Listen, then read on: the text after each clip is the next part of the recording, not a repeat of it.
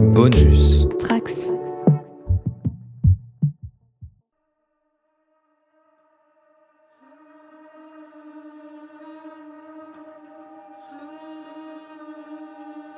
Bonjour, bonsoir et bonjour à tous. Bienvenue à la JDR Academy pour cette troisième et dernière partie de Dungeon of the Week. D'une manière ou d'une autre, aujourd'hui, nous atteindrons un dénouement. Dans cette partie terrible, mystérieuse, terrifiante, qui voit s'affronter de terribles monstres avec des chasseurs plus ou moins expérimentés, incarnés ce soir par Riley. Bonsoir, bonsoir, et oui, j'incarne Jamie Dutch, le vengeur. Son ennemi juré, ce sont les dévoreurs d'intellect. Donc tu as un bonus quand tu affrontes un dévoreur d'intellect, ne l'oublie pas.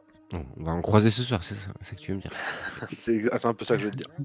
Il n'y a pas trop de surprises là-dessus, c'est un peu le fil rouge. De Jamie à Jenny, il n'y a qu'un pas. Bonsoir, j'incarne toujours Meredith, chérie, la vaurienne. De Meredith à Coccinelle, trouvez un lien, débrouillez-vous. Quelle transition facile.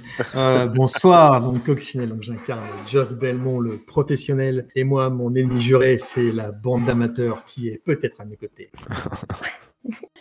Sympa. Parfait. Et on a aussi un pro du JDR justement ce soir en parlant de professionnel en la personne de Yann. Et oui, salut. Moi, de mon côté, je vais jouer Darren Phillips, un expert de monstres. On verra s'il n'est pas entouré de bras cassés ou pas, ouais, comme le dit Coccinelle. On verra. Jouons pour découvrir. Je vous propose quelque chose pour cette dernière, étant donné que vous avez fait pas mal de jets la semaine dernière qui parfois étaient ratés. On n'a pas forcément coché à chaque fois l'expérience. Je vous propose quelque chose. En partir du principe que vous avez rempli une barre d'expérience complète et je vous propose dès maintenant de vous choisir une manœuvre supplémentaire parmi ce qui vous est proposé dans les passages de niveau.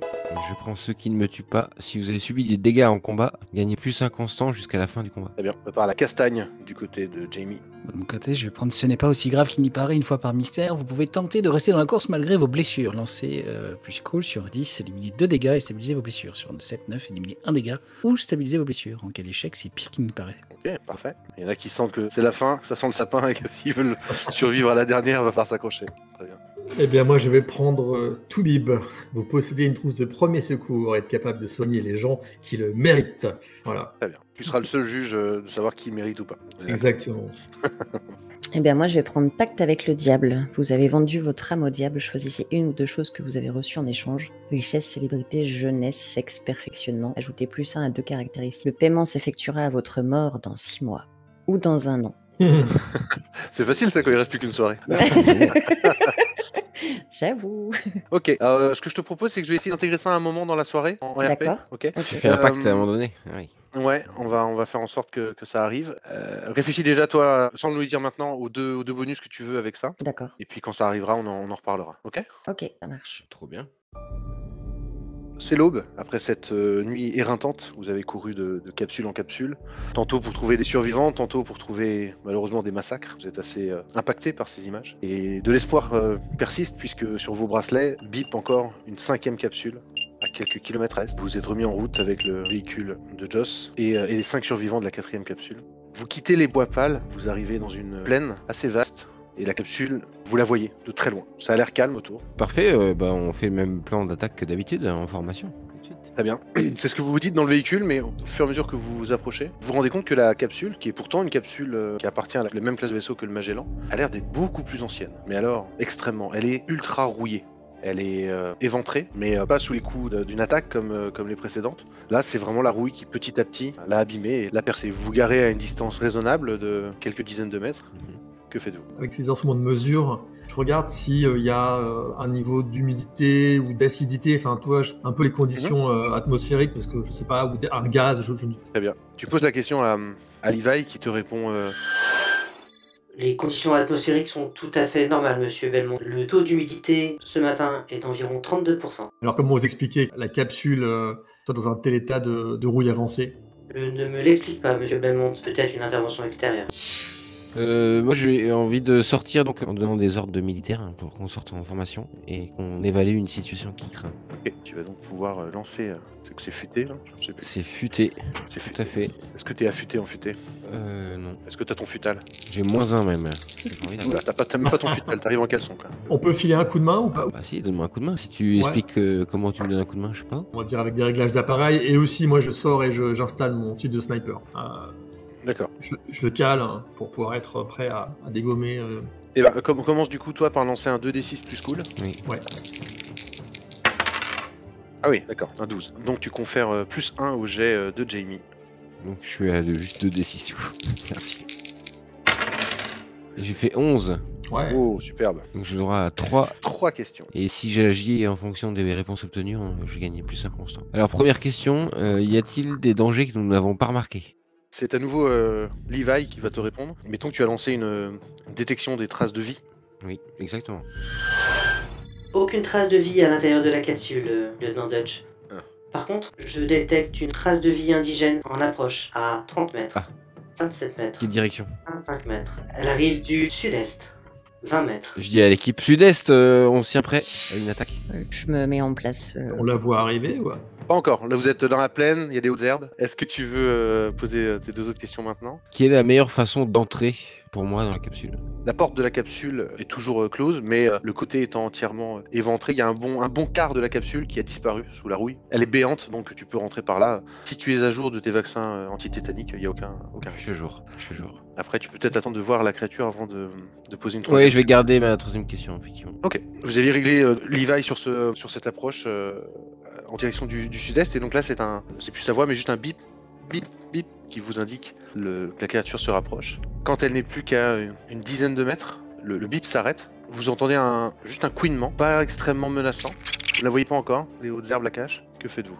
Je monte sur le toit du véhicule et je dégaine mon fusil. Ok. En montant sur le toit du véhicule, tu as donc une meilleure vue, elle n'est qu'à une dizaine de mètres. Donc là, tu la vois, une bestiole insectoïde qui fait la taille d'un gros chien, on va dire, Oh putain, insectoïde ça pue. et qui semble humer l'air autour d'elle en faisant des petits couinements, sans trop s'occuper de votre présence. Elle fait mine de se diriger vers la capsule. Si ça peut couiner, ça peut mourir. Elle est pas agressive? Elle s'est arrêtée parce qu'elle a senti que vous étiez là, elle a humé un peu l'air, et vu que personne ne bougeait, du coup elle continue son chemin vers sa cible. Donc là, Mhm. ses premières pattes touchent la capsule, elle commence à grimper dessus, elle monte sur la carcasse, ses petites antennes viennent tapoter à droite à gauche comme ça la capsule, et sous l'impact des antennes, vous voyez la rouille progresser. Et une fois que la partie qu'elle a touchée est bien rouillée, elle plonge ses mandibules dedans et se nourrit, arrache des morceaux de carlingue. Ah oui, elle se nourrit du métal. Oh là, mais faut pas que ça s'approche de mon véhicule. C'est un oxydeur. Si ça se trouve, les survivants sont partis, quoi. Ils ont fui la carlingue. Mais ils sont pas loin, peut-être. Bah, de toute façon, on peut quand même aller voir. A priori, elle est pas agressive. Est-ce que je les connais, ce genre de créatures? On n'est pas obligé de la tuer, à vrai dire. Hein. Si c'est pas agressif. Non, on la tue pas, bien sûr. Oh, la- non, c'était juste la savoir si capturer. je la connaissais, justement, si je connaissais Ouais. son comportement et si du coup elle est pas agressive. Effectivement, on peut, Non. on peut se passer sur. Là, t'as pu déduire effectivement de ce que t'as vu qu'elle s'est pas occupée de vous, qu'elle a vraiment.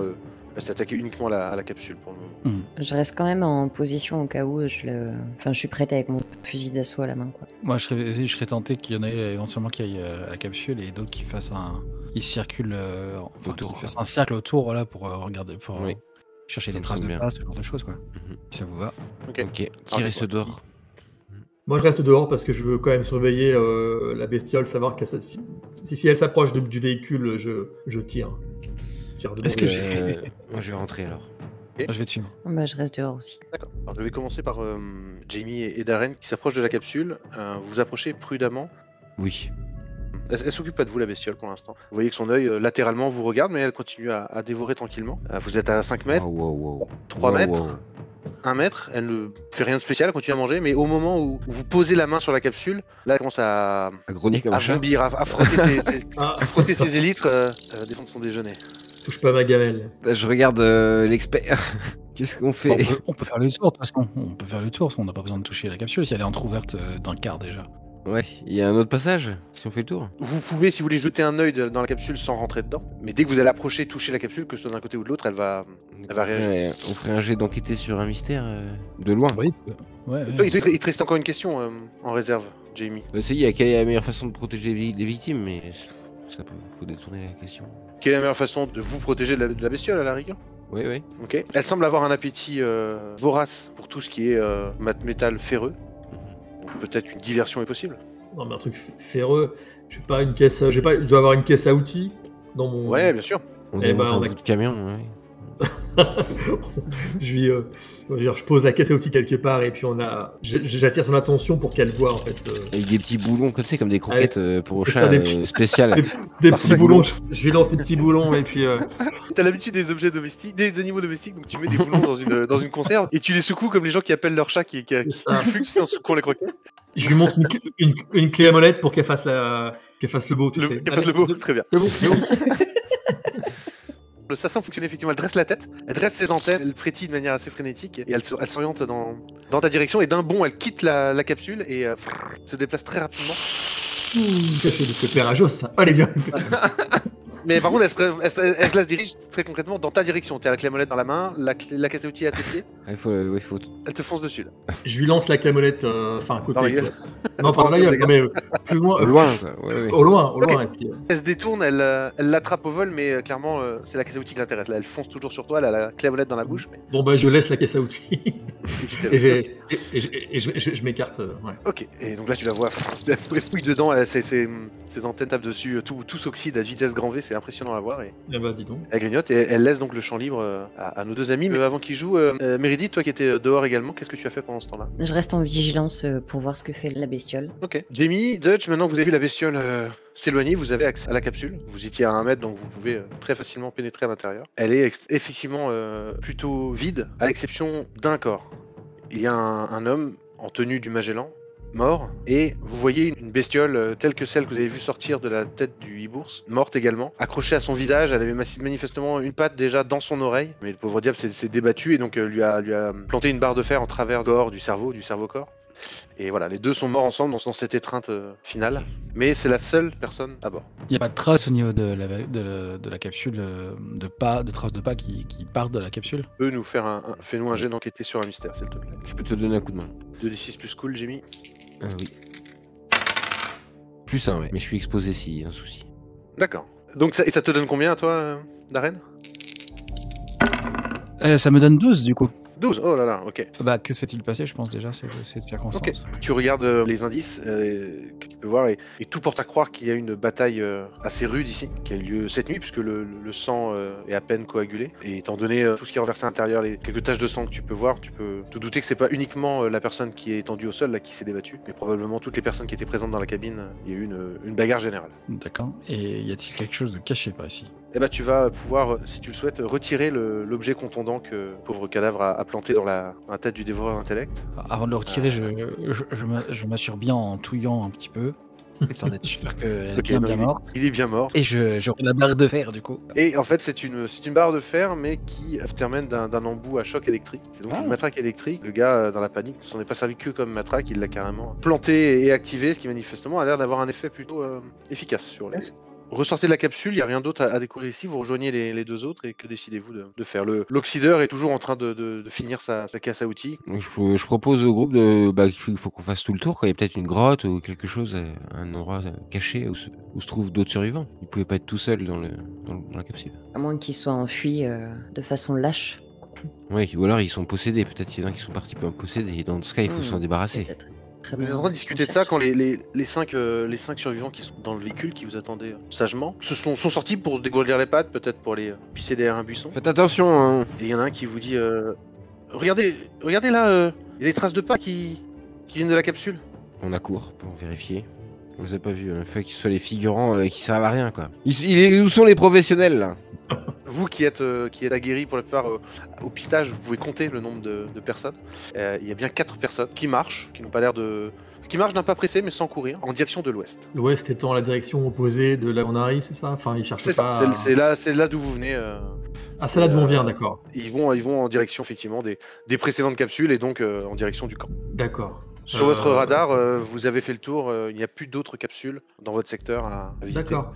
Et Mais vous avez donc 5 on aurait dû les croiser alors. Oui, mais après, il n'y a pas qu'une seule route. Hmm. Vous les avez certainement croisés, mais pas directement. Ok. Bah écoutez, je propose qu'on rebrousse chemin et puis on essaie de les tracer. Bah oui, On devrait aller plus vite qu'eux, je pense. D'ailleurs, les 5 survivants, pendant qu'on est dans le camion qui roule pas, je vais les ausculter. Très bien. Tu fais un check-up d'arène des 5 passagers. Physiquement, rien de particulier, un niveau de stress assez élevé, de la fatigue certainement.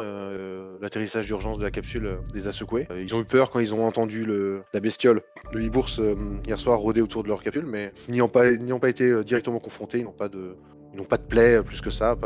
Ils sont par contre, choqués. Ils ont quand même vécu l'autodestruction de leur vaisseau, leur maison, leur seul lien avec la Pas maison d'entrée mère. intempestive dans le canal auditif. Non, tu prêtes une attention particulière aux oreilles, pas d'hématome, pas de griffure. Encore une fois, la capsule était intacte quand vous l'avez trouvée, donc ils ont l'air, autant que faire se peut, en pleine forme. Ok. Et pour vous, les deux autres dehors en train de pister, vous tournez en rond, vous partez dans un sens, dans un autre, vous vous recroisez, vous revenez au véhicule et les dernières traces sont celles que vous voyez dans la plaine et vraiment de la capsule, ça part droit, vraiment en ligne droite en direction de l'ouest, comme s'il y avait zéro hésitation. Il n'y a aucune divagation, personne ne s'arrête, les pas vont de manière rectiligne jusqu'à l'orée du bois où vous perdez la trace et vous n'arrivez pas à la retrouver. Et si on suit cette ligne qu'ils ont tracée, on arrive au camp. C'est ça, c'est la même direction que nous. C'est direction plein ouest, oui, ça vous allez arriver au camp, ouais, grosso modo.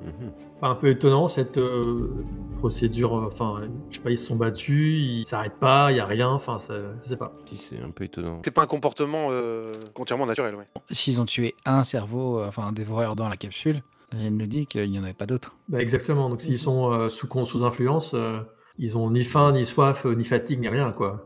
Pour autant qu'on sache, et ils courent peut-être. Et ils se dirigent vers le camp. Et ils se dirigent vers oui, le camp. forcément. Ouais. Donc, Plein gaz et on les écrase. exactement. Mais exactement. Ok. Je propose que vous remontez tous à bord et puis on va aller vite.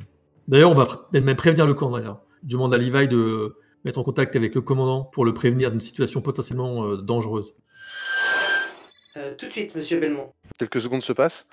Les communications semblent coupées avec le camp. Je pense que nous sommes trop loin. Peut-être en nous rapprochant. Évidemment. D'accord. Ça Bon, bah, doit alors, être on se ça. rapproche. Demi-tour, on fonce vers le camp.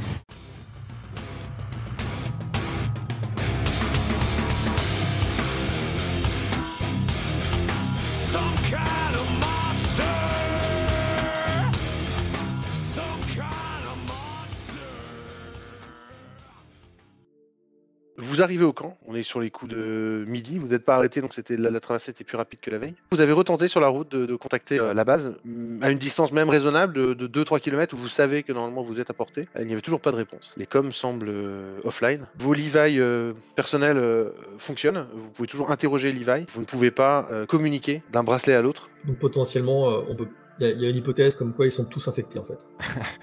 On tire tes conclusions. Tu n'as pas tort.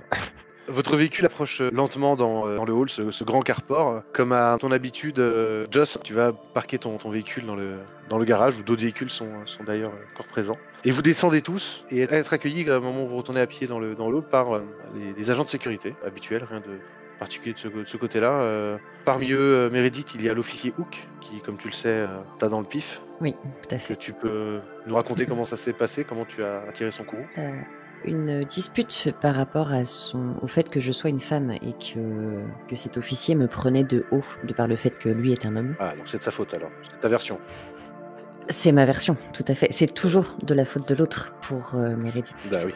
Ça ne peut pas être de la sienne, de toute façon. Donc c'est un sale gros con misogyne qui fait de l'abus de pouvoir, quoi. Exactement. Et la dispute ayant dégénéré, je lui ai mis un coup de genou dans les parties.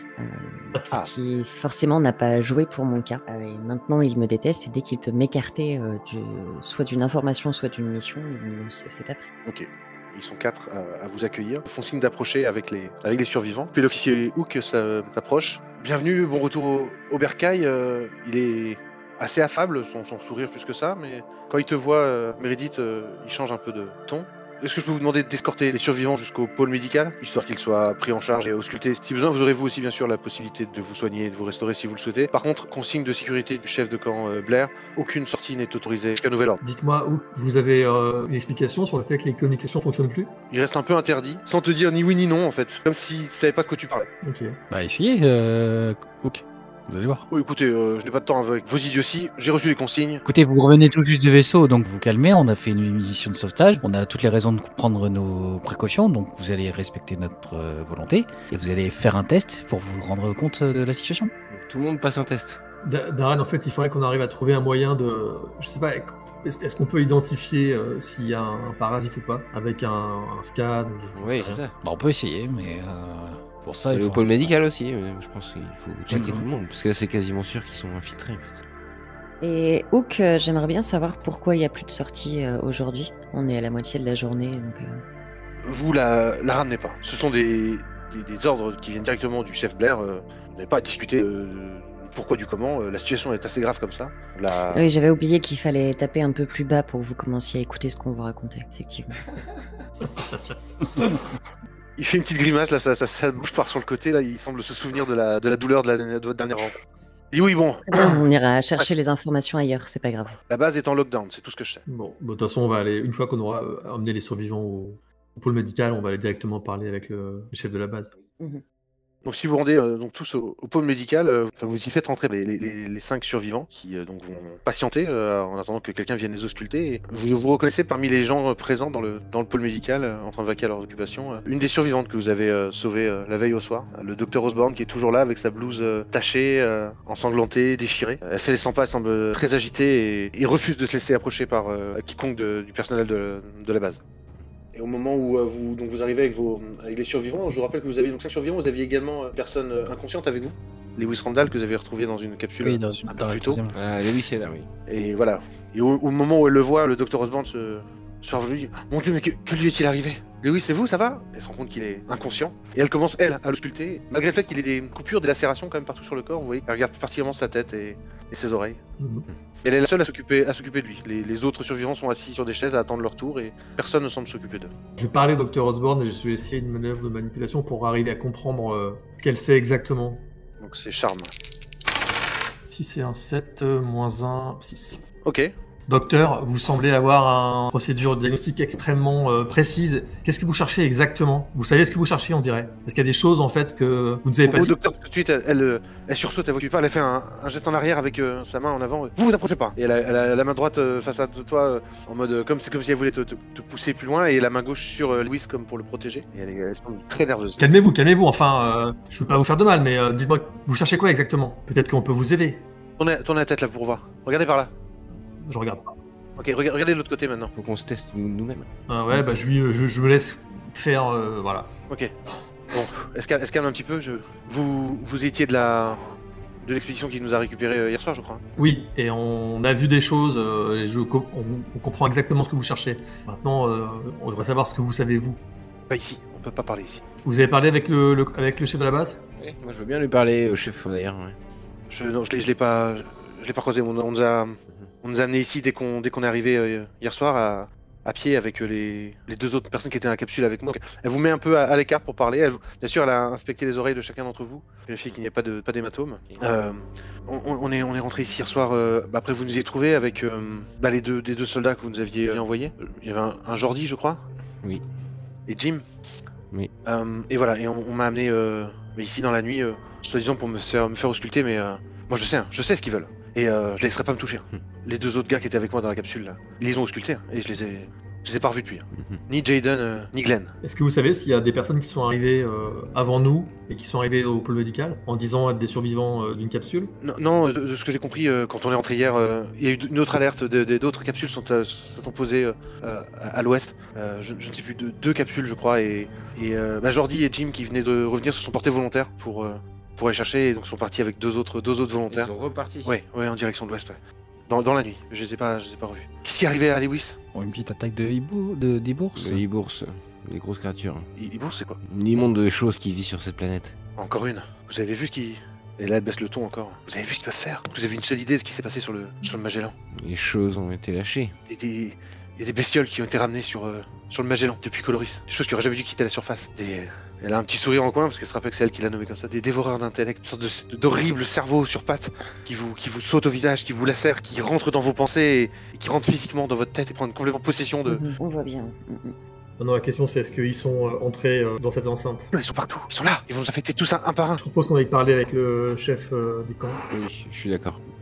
Peut-être que vous pouvez nous expliquer un signe distinctif. Je vois que vous regardez notre visage des 2 côtés. Est-ce qu'il y a quelque chose qui peut nous permettre de les repérer? Il rentre dans votre cerveau, dans vos pensées. Il vous contrôle, il vous empêche de bouger et ensuite il vous saute au visage et il vous déchire l'oreille, il rentre dans votre tête. Regardez là. Et vous montre un des habitants de la station qui passe en combinaison de manière tout à fait débonnaire, marche tout droit. Regardez son oreille. Vous voyez effectivement un bleu gigantesque, un hématome qui prend toute son oreille. Ils sont déjà là. Un conseil, si vous sentez qu'il commence à chatouiller les limites de votre esprit, à essayer de rentrer, essayez de ne penser à rien. Moi, je sais que en pensant à une autre coco, j'ai réussi à m'en protéger. Pardon Et riez pas comme ça, on n'est pas conscience de la gravité de la situation, j'ai l'impression. C'est quoi cette histoire de noix de coco? Est-ce que vous pensez vraiment qu'il y a des noix de coco sur Coloris? Mais allez, sortez, je vais m'occuper de Lewis. Prenez ça à la légère, vous avez raison, et c'est moi qui vous enterrerai. Allez. Est-ce que dans l'infirmerie, il y a des scanners, des portatifs, des petits scanners? Non, il y a rien de transportable donc qui puisse faire l'option l'office de scanner. Ok. Bah si certains veulent aller voir le chef, allez-y. Moi, j'irais bien faire un tour à la serre. À la serre indigène? Oui, parce que je me dis, s'ils ont un environnement familier dans lequel ils veulent se multiplier, c'est là où il faut cramer. Hein. Ok. Donc qui va où? Darren va aller à la serre. Mieux vaut pas se séparer, non? Au moins, on est sûr de pas se faire infecter. Ah si, bah, c'est pas Allez, nous, c'est plus rigolo. séparons-nous. Moi je vais voir le chef. Est-ce que les deux cerveaux vont ensemble et les deux gros bras vont ensemble? J'ai aussi un cerveau, je n'ai pas qu'un physique, j'ai aussi un cerveau. Ouais, bon, on va voir ça. Si les dévoreurs s'attaquent à toi en premier, c'est que t'étais le plus appétissant. Il me semble. Penser à rien, ça devrait être facile. Ouais. Pense à un singe qui fait des cymbales, un singe mécanique qui fait des cymbales. Je vais avec Darren quand même. D'accord, ok. Et toi, Meredith? Oui, bah, je vais suivre Jamie. Ok. Alors, par contre, Meredith, tu tiens bien devant le chef, tu lui parles pas n'importe comment, on est d'accord? Je vais pas parler, ce sera plus simple. Ouais, Je te laisse faire. C'est une très très bonne idée. Donc, je vais commencer par vous deux. Pardon, j'embarque Brian aussi avec nous. Ouais, bien sûr. Il nous faut toujours un bouclier, enfin un figurant. Donc, vous mettez en recherche du chef Blair, du coup. Qu'est-ce que vous faites? Oui, Vous oui. cherchez des yeux, vous interrogez du monde ou... Ouais, seule commune, on demande s'ils ont pas vu le chef, et puis dès qu'on a l'info, on le trouve. Les premières personnes à qui tu parles ont l'air normales, tu dis bah, non, enfin je l'ai pas vu encore aujourd'hui. Il est de midi, c'est vrai que c'est étrange, d'habitude il est plutôt matinal, mais non, bah, je vais essayer du côté de l'office peut-être. Ouais, au bureau, comme d'habitude, bon. Ok. Du fait qu'on passe des espaces comme ça où on croise du monde, je vais quand même jeter un œil à chaque fois si je vois ces histoires de bleu. Bien sûr, et tu en vois effectivement. Je vais compter le nombre de personnes que je croise et qui pourraient, si la théorie de Osborne est vraie, combien de personnes potentiellement pourraient être infectées autour de nous. Ok, le ratio n'est pas rassurant. C'est le titre de l'épisode. Il y a au moins, Le ratio n'est pas rassurant. au bas mot, il y a 70% des personnes que tu croises qui présentent un bleu d'un côté ou l'autre de leur visage. 70%. Ils ont pas chômé pendant la Ils nuit. se déplacent en général de manière assez raide et droit devant eux, comme s'ils avaient un but, une seule idée fixe, aller à l'endroit auquel ils sont en train de se rendre. Je te mets un coup de coude, Jamie, au bout d'un moment pour Mhm. pour essayer de te montrer de manière discrète à quel point c'est dramatique. Je déglutis, je suis effectivement inquiet moi aussi. Faut absolument, je presse le pas pour qu'on trouve vite le commandant. Alors donc du coup vous avez quitté le pôle médical, pénétré dans le labo, Darren, donc c'est un peu ton univers le labo, est-ce que tu souhaites y faire quelque chose, t'y arrêter avant de pénétrer dans la serre? Est-ce que j'ai une combinaison dans le labo? Une combinaison, voilà, ou un casque qui fait que du coup la tête est plutôt protégée, quoi. Enfin, le cou. Ah oui, après tu sais que dans tel placard tu as une sorte de Charlotte qui te donne un air un peu ridicule, qui te sert à masquer tous tes cheveux. C'est un simple tissu qui va pas freiner grandement, mais au moins ça couvre tes oreilles. Je vais éviter ça, mais par contre, ce que je vais faire, c'est que je vais utiliser des produits qui sont non nocifs et je vais faire réagir ma peau pour qu'elle soit bleue au niveau de l'oreille. Très bien. Mode déguisement, infiltration. Ah, tu fais croire que t'es infiltré. Ok. C'est ça.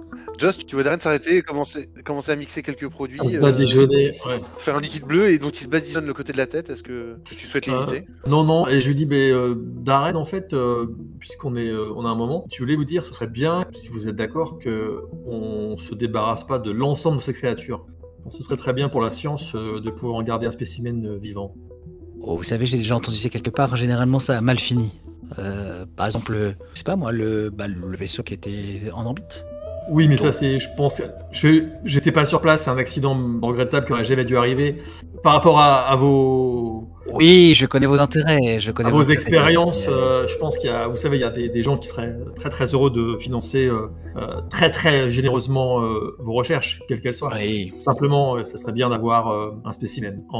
Si l'occasion se présente, écoutez, Monsieur Belmont, je ferai mon possible pour éventuellement l'épargner. Maintenant, j'avoue que c'est un peu le cadet de mes soucis actuellement. C'est tout ce Bien que vu. je voulais vous demander. Maintenant, si je dois choisir entre préserver un spécimen ou sauver ma peau ou l'un de vous, je choisirai l'un de vous ou ma peau. Voilà. Bien sûr, mais espérons qu'on ne sera pas obligé d'arriver dans ce cas de configuration. Mais disons qu'au lieu de tirer pour tuer, on peut essayer de capturer, neutraliser. Bien sûr, bien sûr. Vous voulez que je vous fasse pareil? Je te montre. Écoutez, non. Non, parce que ça risque de... Je suis pas sûr que ce soit très efficace par rapport aux parasités. En revanche, ça va vraiment énerver les gens qui, comme le docteur Osborne, Oui. pourraient se livrer à des actes violents. Donc, Très bien. merci. Ça va très Ok. bien. Donc tu te fais une petite session maquillage qui va te prendre quelques minutes. On va revenir du coup à Meredith et à Jamie. Vous vous dirigez donc en direction de l'office, c'est ça?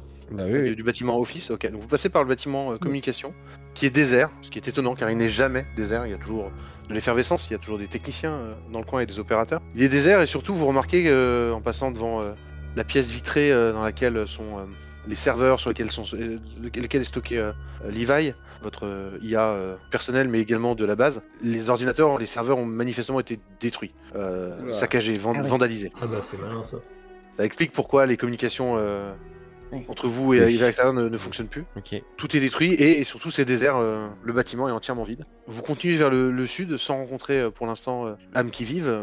Vous êtes dans le corridor entre le bâtiment communication et le bâtiment office. Vous arrivez donc devant la porte du bâtiment office qui est, que vous voulez actionner et qui est verrouillée. Vous entrez par effraction dans un endroit sûr, lancez 2d6 suite. Eh bien, effectivement, je vais essayer d'entrer par effraction. Je sais pas ce qui est possible. Est-ce qu'il y a plutôt une fenêtre sur le côté qui serait plus discrète ou est-ce qu'il faut que je...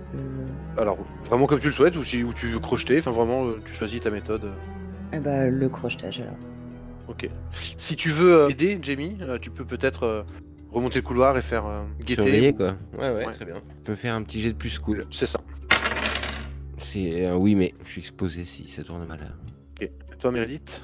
2d6 plus futé, pardon. Sur un 10+, je choisis 3 avantages sur 7-9 entre 2 d 4 positifs. Et j'ai 6. 6, mais t'as plus 1 parce que je t'aide. Plus 1 avec futé et plus 1 avec toi, donc 8. 8.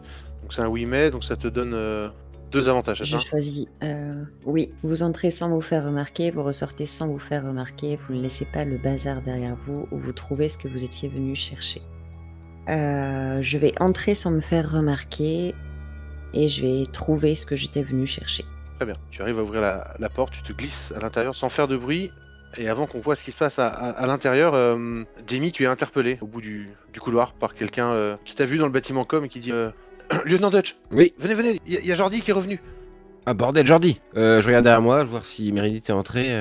Elle s'est déjà glissée dans le... Oui, et je vois qu'il y a personne. Bon, je m'approche pour aller voir effectivement le retour de Jordi. C'est un de mes hommes quand même, c'est un de mes meilleurs amis. Ok, donc tu remontes toi en direction du hall puisqu'il va être accueilli là à l'entrée. On va laisser également Meredith à l'office et rejoindre les deux autres donc, qui ont fini leur séance coloriage et maquillage au labo. Vous vous dirigez en direction de la serre, donc vous êtes dans le couloir d'accès à la serre. Devant la double porte, il y a 2 personnes qui montent la garde. Et ce ne sont pas des gardes, ce sont des colons tout à fait ordinaires, en tenue de tous les jours, mais qui sont plantés là et qui manifestement surveillent la porte. Ils sont armés. Pas de ce que vous voyez. Est-ce que tu veux mettre à l'épreuve ton déguisement, Darren? Je voudrais surtout de retourner dans le labo chercher des trucs pour faire des mélanges explosifs. Je crois que j'ai visé juste. Ok. Donc vous repartez en arrière, ils vous ont vu, ils n'ont pas réagi, ils vous voient refaire demi-tour, ils n'ont pas l'air plus étonnés, ça leur fait ni chaud ni froid. Vous retournez donc dans le labo et je vais te demander un jet de agir sous la pression. Oui, mais moi j'ai lu des choses à ce sujet-là. Je vais lancer et je vais faire plus futé au lieu de plus cool. Très bien. Si c'est 3 plus 2, 11. Ah oui. Oh là là. Je suis désolé, hein, vraiment je lançais des dés à chaque fois.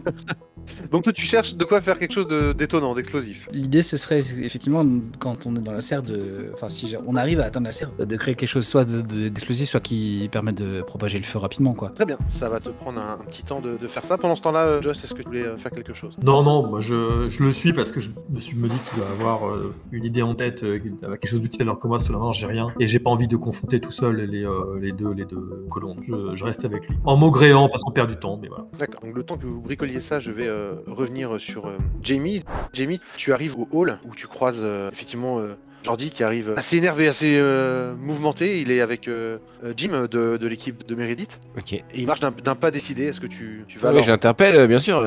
Soldat Jordi. Je suis Oh, content de te voir, vieux. Je tape sur l'épaule. Il se met au garde à vous. Non, t'inquiète pas, je suis content de te revoir. T'es revenu ici. Moi aussi. Oh, quelle nuit. Ouais. Ça va là? Qu'est-ce qui s'est passé? T'étais où? Eh ben, figurez-vous qu'après que vous nous avez envoyé escorter les survivants de la première capsule, on a commencé à vous attendre, on les a amenés au pôle médical comme on nous a demandé. Et en fait, d'autres capsules sont arrivées à l'ouest. Donc, moi et Jim, c'est un bon gars, Jim, hein, on pourrait peut-être le recruter, un de ces quatre. On s'est porté volontaire avec 2 autres gars. Là, on a pris 2 bagnoles et on est parti. Il y a 2 capsules qui sont arrivées à l'ouest. Et voilà, puis arrivé à la première, on l'a ouverte. Comme avec vous, hein, il y avait 5 survivants cette fois-ci, dans la capsule était pleine. Et donc, du coup, les 2 Ils gars. sont là Oui, ils sont rentrés. Là, j'ai vu la voiture dans le garage, donc ils sont rentrés Merde. avant nous. Et puis nous, par contre, on a roulé quand même une bonne partie de la nuit avant de trouver la deuxième. Elle était assez loin et malheureusement, Oui. on a perdu 5 personnes. La capsule étant trop endommagée par le crash, elle est arrivée en sale état. Ça arrive. Et vous allez bien? Ah bah oui, enfin, fatigué. Je dirais pas non, un petit repas et une bonne nuit là, parce que. Ouais. Montrez voir là, je me penche vers ses oreilles. Et voir si j'ai un si truc sur le visage? Non, juste pour vérifier, vous m'avez l'air fatigué effectivement. Il n'y a pas de traces de bleu, tout ça? Non. Il était dehors. Sur ce, il y a l'agent de sécurité qui arrive et qui vous dit l'équipe de sauvetage. Et il tient exactement le même discours qu'il vous a tenu quelques heures plus tôt. Mhm. Vous pouvez vous rendre directement au pôle médical où vous serez soigné si besoin et vérifieront que vous ne manquez de rien. Et là, Jordi dit mais ok, et les autres ils sont où Vous pouvez vous rendre directement au pôle médical où on s'assurera que vous ne manquez de rien. Oui, d'accord, mais putain, il y avait. Viens avec moi, faut que je te parle, faut que je te dise un truc. Mais non, mais et là, il se dégage de ton étreinte. Il dit mais les 2 autres ils sont où là? La bagnole elle est là. Ils sont où la bagnole, les 5 survivants et. Ah, ceux que vous avez ramenés? Ouais, l'officier Hook semble à nouveau ne pas voir de quoi on parle. Il ne réagit pas. Non mais où qu'il est En quelques possédé, secondes, Il reste dans le vide et puis il répète vous pouvez vous rendre directement au pôle médical. Ordre du chef Blair, aucune sortie n'est autorisée jusqu'à la fin de la journée. Jusqu'à nouvel ordre. La base est entièrement verrouillée. Vous me faites confiance, Jordi? Toujours, chef, bien sûr. Jim, tu peux avoir confiance dans le lieutenant. Moi, j'en ai vu des vertes et des pas mûres avec lui, je lui confierai ma vie. Soudainement, je vais attaquer Hook et essayer de le maîtriser. Et je lui dis en même temps à Jordi de m'aider, quoi, de me suivre. C'est un officier, Hook aussi? Ouais. Il est plus gradé que moi ou autant que moi? Bah, vous faites pas partie du même corps. Toi, tu es un commando, tu es Oui, armé, mais bon. mais lui, c'est un officier, c'est un chef des gardes, quoi. Ouais, ça craint. J'ai quand même envie de le faire. Ok. Parce que pour moi, il est possédé. Tu veux quoi? Tu veux casser la gueule directement? Ou tu veux. Bah, je veux le maîtriser, quoi. Ouais, je veux le maîtriser et au moment où je le fais, je veux que du coup Jordi et Jim m'aident. Bah, alors, fais un coup d'agir sous pression avec un +1 d'avantage parce que t'as les 2 gars. Par contre, là, Hook était sorti seul du bureau. Il n'était pas seul tout à l'heure quand vous avez été accueillis, donc il y aura d'autres personnes Putain. arriveront après. Il était seul puisque je vais dépenser un point de chance pour transformer mon 6. Donc ça se transforme en 12. Ok. Et donc, tu remplis l'objectif que tu t'es fixé, donc tu arrives à le maîtriser. Vous le tenez au sol, il se débat, il a de la force, il a beaucoup de force. Tu remarques Ouais. effectivement que son oreille est bleuie. Il est contaminé, il faut l'amener au pôle médical. Donc là, vraiment, on l'attache avec menottes, tout l'équipement nécessaire. Très bien, t'as fait un 12, donc je vais te l'accorder. Mettons que tu lui ai mis une bonne patate dans la tempe et que ça allait un peu Ouais, je l'ai attaqué par surprise. sonné. Ok, très bien. On va rejoindre Meredith. Oui. Meredith, le bâtiment est vide également, plongé dans le noir. Tu progresses doucement en marchant vraiment sur la pointe des pieds et Oui, et baisser pour ne pas être vu s'il y a C'est des ça. bureaux, j'imagine qu'il y a des fenêtres. c'est ça. C'est une sorte de grand open space avec des cloisons vitrées. Tu ne vois pas âme qui vive, tu n'entends rien. Vraiment, le bâtiment a l'air désert et pousse certaines portes. Tu regardes par certaines fenêtres et arrivé au détour d'une des pièces, une grande salle de réunion que tu as déjà connue animée et vivante. Là, tu la trouves beaucoup plus sinistre puisque une vingtaine de personnes parmi les officiers de l'AS sont là, au sol, allongés, morts, dans une mare de sang où le sang de chacun se mélange. Donc, imagine un lac de sang. Et ils ont tous le crâne qui a été fendu, c'est proprement, écarté, ouvert, et tu t'approches pour voir qu'il n'y a plus de traces de cerveau à l'intérieur. Ok. Sur le mur de cette pièce, derrière le tas de cadavres, il y a un grand cercle, environ 2,50 m de diamètre. C'est une trace de brûlure, mais parfaitement circulaire sur le mur. Ok. Et au moment où tu poses la main sur le mur, tu entends une voix dans ta tête. Oh merde. Je pense tout de suite à une noix de coco. Je me représente une noix de coco. Et je chante une chanson à propos d'une noix de coco. Je te vois, humaine. Je te vois. Que cherches-tu? Je continue à chanter. La voix dans ta tête ignore complètement la diversion que tu essaies de mettre en place. Ok. Ben, je continue à chanter parce que c'est mon intention, mais puisque j'entends les questions, forcément dans ma tête j'y réponds automatiquement. Et je pense au fait que je suis en train de chercher Ah, Blair, l'officier. Ouais. ouais, l'officier. Donc la réponse m'échappe même si j'en ai pas envie, mais forcément que je pense au fait que je veux mettre la main sur ce gars pour savoir ce qu'il est devenu. Je te vois et je vois à travers toi. Je te connais, Meredith. Je laisse tomber l'histoire de la noix de coco. Que veux-tu au plus profond de ton cœur?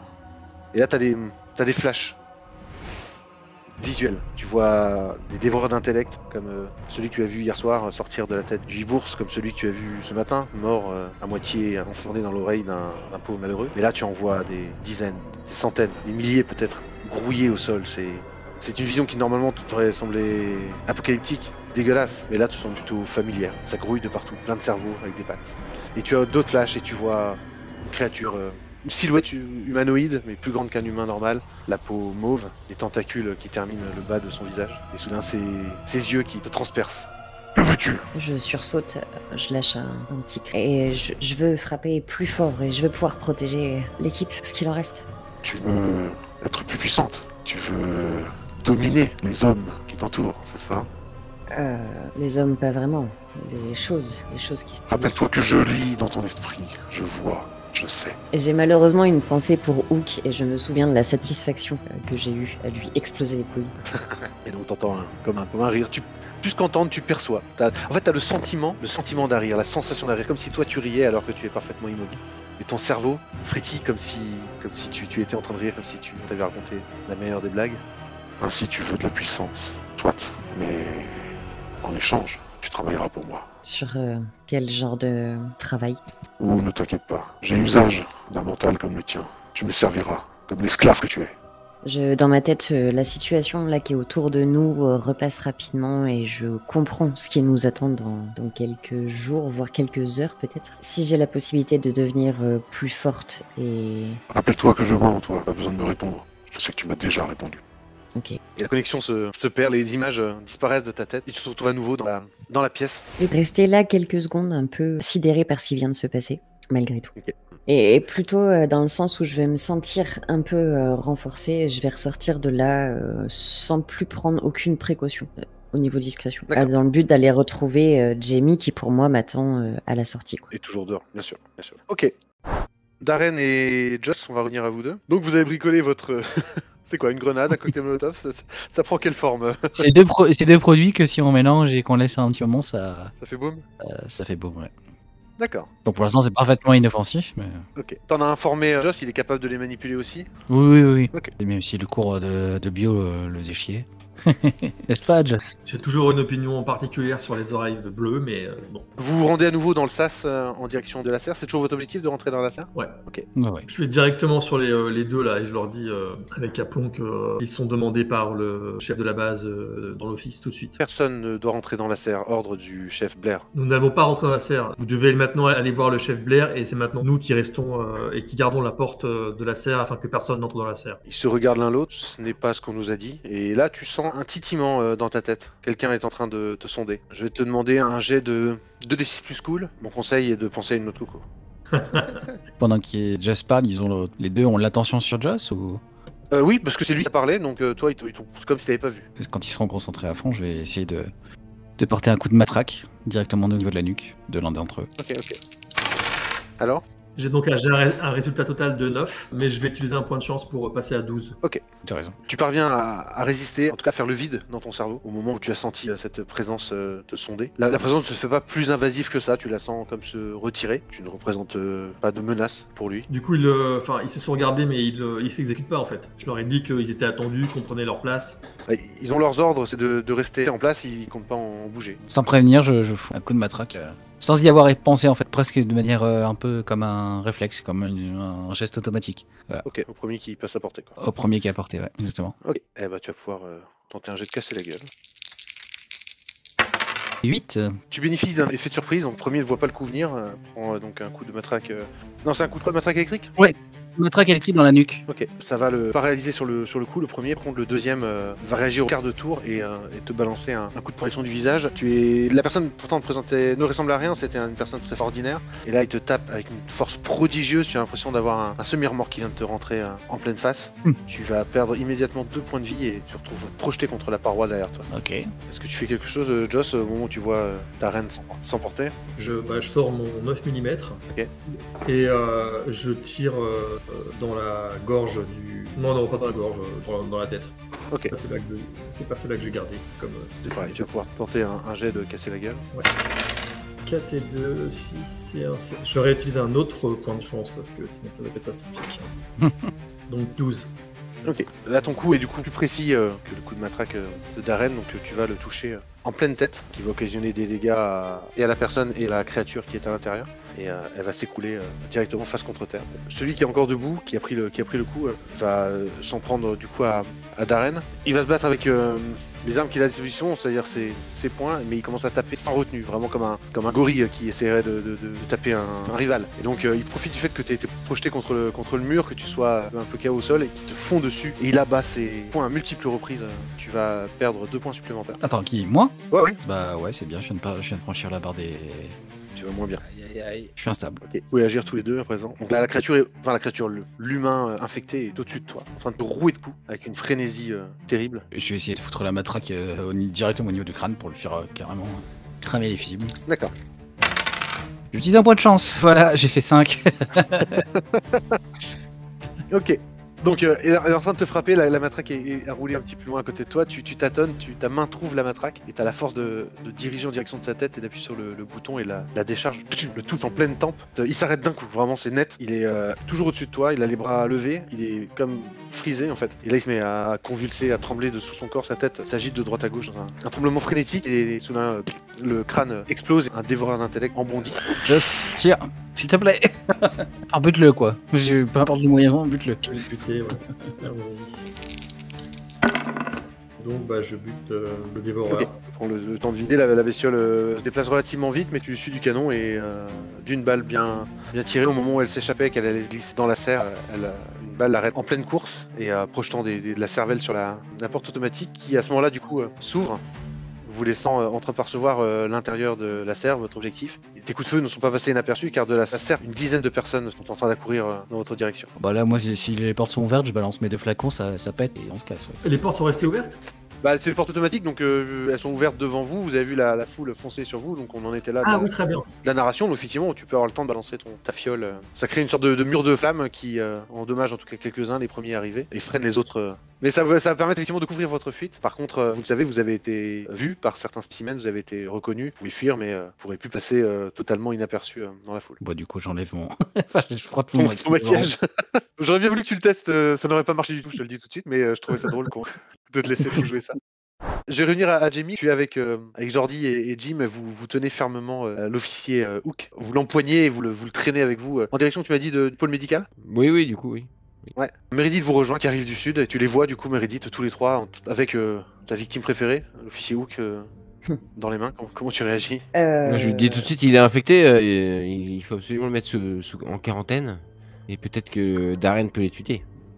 Quand tu dis il est infecté, je sors ma batte de baseball. Et quand tu dis qu'il peut être étudié, j'ai une énorme trace de déception sur le visage.